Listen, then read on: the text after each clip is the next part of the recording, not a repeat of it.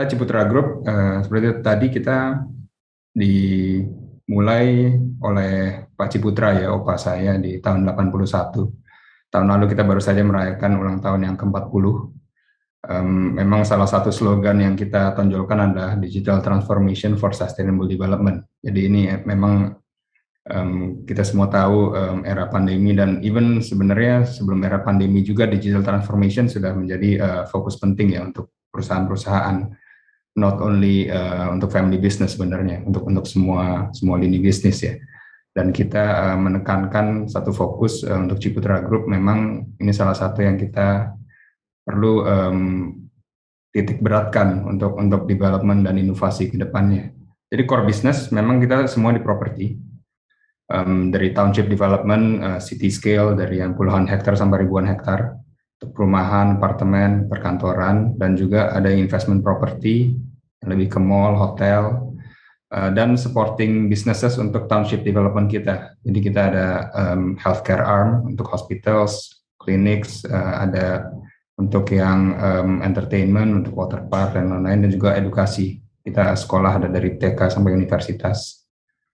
Nah itu semuanya sebenarnya untuk supporting our core business of property ya. Lainnya juga kita di property brokerage, Century 21, di art, kita ada teater di pusat Jakarta, museum teater, dan media kita juga ada.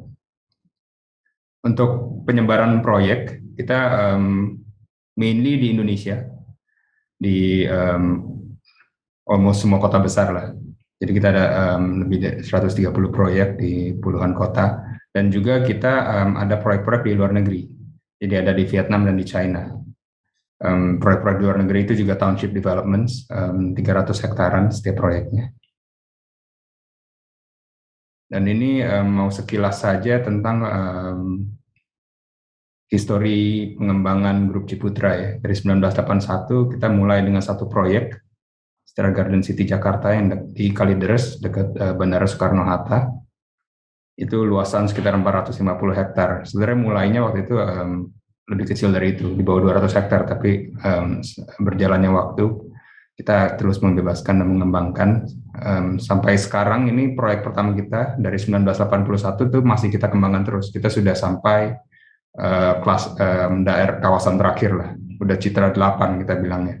Jadi pas mulai Citra 1, Citra 2, Citra 2 extension sampai sekarang Citra 8. Jadi proyek yang kita mulai dari waktu grup dibangun sampai sekarang masih kita maintain dan kita kembangkan.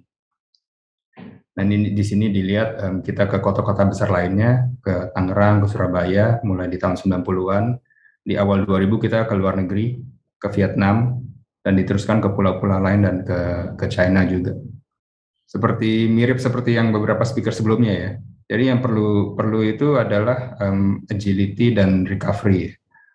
Pandemi itu hit semua bisnis. Ini bisa dilihat kita di tahun 2020. Ini marketing sales nih. Jadi dalam triliun ya.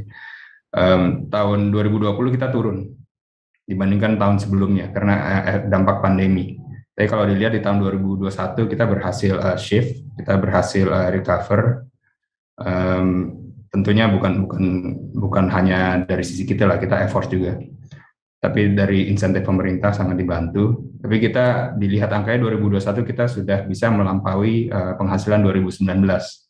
Jadi we successfully change our how we operate and how we do our marketing, bisa diterima pasar. Dan kedepannya hopefully kita bisa terus bertumbuh ya. Jadi topik yang saya diberikan hari ini itu lebih ada aspek digitalnya. Jadi ini sangat cocok karena I will share a few initiatives yang kita lakukan dari sisi aspek digital yang beberapa sudah dimulai sebelum pandemi, tetapi waktu pandemi ini jadi di-accelerate. Ini adalah mungkin angka yang quite will describe what actually happened ya. Di 2018 itu kita digital marketing itu sudah mulai sebenarnya. Jadi kalau dilihat single digit persen dari total penjualan dari Ciputra Group. Ini dilihat tahun per tahun sampai sekarang tahun lalu lebih dari 50% dari penjualan kita itu dari digital marketing. Digital marketing kita definisinya adalah first point of contact untuk orang masuk ke dalam ekosistemnya kita. Jadi masuk sebagai daftar sebagai calon konsumen. Mereka bisa melihat dari Instagram atau Facebook atau mungkin exhibition online. Itu titik pertama masuk itu kalau nanti hasilnya menjadi transaksi kita definisikan closing lewat digital marketing. Sebelumnya itu kita heavy di pameran di mall, billboard di jalanan dan di tol dan juga flyer. Jadi dalam 4 tahun ya, 3-4 tahun ini lebih dari setengah penjualan kita itu sekarang sudah mulai dari digital. Dan ini pasti akselerasinya tentunya karena pandemi juga orang mungkin tidak banyak pilihan ya. But we managed to make them accept bahwa transaksi pembelian rumah itu informasi lewat digital sudah bisa diterima. Dulu kan mungkin persepsinya oh ya itu untuk transaksi yang murah-murah saja, mungkin untuk FMCG atau untuk daily needs. Tapi sekarang ini transaksi untuk ratusan juta maupun miliaran ya, orang sudah bisa dan sudah comfortable juga dengan ekosistem yang online transfer dan lain-lain.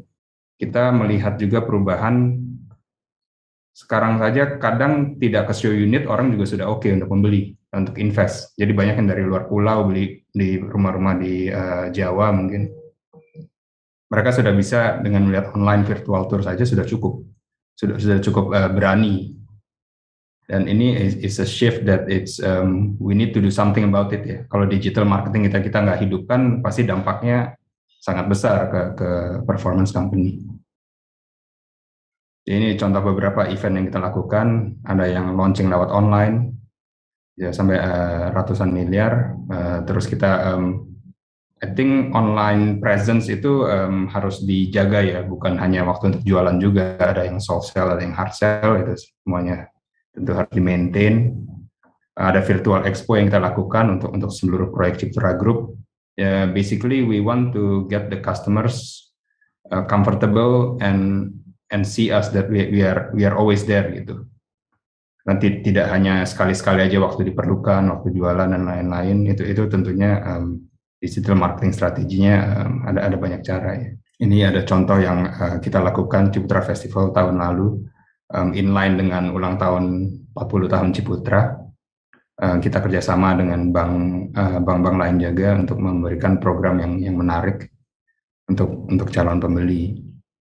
Now that's more on the outside ya, tapi on the marketing side, online and digital ini sangat berdampak. Tapi untuk sebuah perusahaan di belakang layarnya itu juga banyak area sebenarnya opportunity untuk di-improve ya. Selalu ada ruang untuk improve. Jadi kita sebagai generasi yang baru, the point is to bring a different viewpoint ya. Kayak tadi Pak Edward bilang itu, kalau cuma surviving dan maintaining itu is dangerous. Jadi kita mesti selalu melihat yang sudah dilakukan sebelumnya itu sukses pada waktu itu memang cocok. Dan hasilnya bagus, hasilnya sukses. Nah, waktu sekarang kita mesti evaluasi, apakah itu masih cocok? Apakah sekarang udah ada teknologi baru yang bisa yang bisa dipakai? Apakah ada cara baru yang lebih efisien, lebih optimum? Karena the time is always changing and always evolving. Kompetitor akan lakukan yang sama. Kalau kita nggak lakukan itu bahaya. Nah, tadi ada kata-kata juga past success ya. Itu yang selalu berbahaya. Sebenarnya pas sukses itu adalah peluru yang bantuan yang sangat bagus. Itu kan kalau untuk perusahaan yang sudah lama itu diartikan sebagai brand value ya. Brand value is a very good starting point to have dibandingkan company yang tidak ada brand. Tapi brand value itu harus dijaga. Lama-kelamaan kalau tidak ada inovasi baru dan pengembangan, brand value itu akan kegerus. Jadi ini contohnya Citralink Sales Monitoring ini adalah aplikasi dan website yang kita kembangkan in-house untuk broker-broker dan calon pembeli bisa tinggal daftar dan secara live bisa melihat. Dulu itu sebelum kita lakukan ini, orang harus ke marketing gallery dan kita biasanya itu ada kayak apa ya, styrofoam paper gitu, kertas yang kita tempel di atas styrofoam, terus kita pakai penitik. rumah mana yang sudah terjual. Dan itu biasa kita ada mungkin 10 meja. Nah itu kertas itu kita oper-oper untuk make sure rumah nggak double selling. Nah itu kan udah beda zaman sebenarnya. Sekarang kita ada live stock online, jadi semuanya udah real time. Dan ini memungkinkan kita jualan di berbeda lokasi. Bisa ada yang di pameran, ada yang di kantor, ada yang di luar pulau even, ada yang transaksi online saja, tidak bakal terjadi double selling. And this increase our efficiency and optimasi cara kerja ya. Ini juga kita kembangkan aplikasi namanya Majiputra, itu adalah township app-nya kami. Jadi penghuni-penghuni itu dengan aplikasi ini baru di roll out tahun lalu sebenarnya di beberapa pilot proyek, dan kedepannya kita akan luncurkan di seluruh proyek Ciputra. Jadi ini untuk sebenarnya adalah front facing customer service kami. Jadi kalau ada penagihan, ada komplain, ada newsletter kawasan, aktivitas warga, kalau mereka ada panic button atau ada yang mau melaporkan kejadian, cek traffic dalam kawasan, nah itu semuanya di dalam aplikasi ini. Dan ini hopefully will increase the added value ya of konsumen yang membeli properti kami. Jadi hidupnya itu bukan hanya di dalam rumah, tapi we're building a lifestyle di proyek-proyek kami, jadi mereka merasa nyaman. Ini ada di beberapa departemen. Ini kalau sebagai developer kita contohnya ada di QS ya. QS itu lebih ke procurement lah, mungkin yang lebih sering didengar. Jadi dengan online system ini, karena Ciputra Group ada proyek-proyek yang cukup banyak, jadi yang kita bisa lakukan sebenarnya leveraging on our resources ya. Kita bisa membandingkan kontraktor-kontraktor dan harga di beberapa proyek kita, dan mungkin bisa dinegosiasikan untuk bulk order dan lain-lain. Itu sebelumnya proses itu idealnya berjalan, tetapi karena lokasinya berjauhan dan juga recordingnya tidak dalam satu database, itu sangat sulit. Jadi analisa of our costing itu dilakukannya secara rutin saja, kadang-kadang mungkin setiap 6 bulan, setiap 1 tahun. Tapi dengan QS standard system ini perbandingan itu sangat dibantu ya, bisa jauh lebih cepat, dan ini membantu kita untuk it helps our margin basically. Ini kita jauh lebih efisien, karena sebelumnya kan kalau dari sisi direktur mungkin kelihatan, oh ya kok minggu lalu ada tender di proyek di Jawa Barat harganya segini, tapi kok hari ini masuk di proyek di Cikarang gitu mungkin ya, kok harganya bedanya hampir 10% gitu. Nah itu kan ketahuan cuma di level direksi ya, which is quite dangerous. Seharusnya di level operasional itu juga ada comparison dan ada awareness bahwa harusnya itu harga bangunan tuh mirip-mirip. Yang beda mungkin ada UMR dan mungkin distance dari source of materialnya ya. Tapi other than that it should be comparable. Nah itu dengan sistem online dan sistem integrated database ini itu yang bisa kita lakukan. Ini site inspection ini dari sisi pengawasan. Jadi di lapangan sebelumnya mereka harus ke lapangan, ambil foto, checklist kertas, balik ke kantor, baru input semua. So they spend usually about 2 hours every day. At the end of work day gitu, 2 hours untuk input hasil kerja sehari-harinya. Nah itu kan sayang sebenarnya. Sebenarnya kita sekarang dengan era digital dan online, jadi mereka tinggal bawa tabletnya. Kita kembangkan juga bawa tablet ke lapangan, jadi mereka tinggal ambil foto dan tiknya itu langsung di lapangan. Dan dengan begini mereka bisa handle lebih banyak rumah ya, lebih banyak unit per pengawasnya, dan juga mengurangi human error. Dan ini juga disambungkan untuk complaint handling kontraktor. Jadi site inspection ini ada dua arah, dari pengawas internal kita dan juga dari kontraktor yang mengerjakan. Jadi kalau ada yang mungkin setelah di checklist ada yang kurang bagus dan kurang tepat, itu akan secara aplikasi di-notify kontraktornya. Dan kalau itu belum diperbaiki dan progresnya belum mencapai, itu disambungkan ke penagihan nanti. Jadi our business process is much improved ya. Sebelumnya itu, sebelum kita kembangkan ini, jadi pengawas ke lapangan, input ke komputer, itu terus harus ke kontraktor lagi, tanda tangan routing lagi untuk oh ya progres sudah segini ya, sudah bisa menagih. Sudah bisa menagih baru masukkan kwitansi dan lain muter-muter itu we cut down our proses ini tuh quite significantly lah, karena kalau kontraktor kan biasanya cash flow ya. So if the process of penagihan dan pembayaran bisa dipercepat, jadi pekerjaan mereka itu jauh lebih nyaman.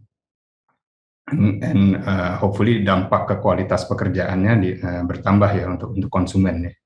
Ini secara summary saja. Sebenarnya sudah in depth dibahas oleh Pak Edward dan Pak Bani juga, dan touch upon of Pak Tanadi tadi. The main point sih kita untuk keep relevant ya, as a company yang sudah lama, not only family business but any business. Itu we need to keep open mindedness ya. Berubah itu it's not something that should be we should be scared of. We should embrace change ya. Berubah selalu untuk lebih baik dan mencoba ya.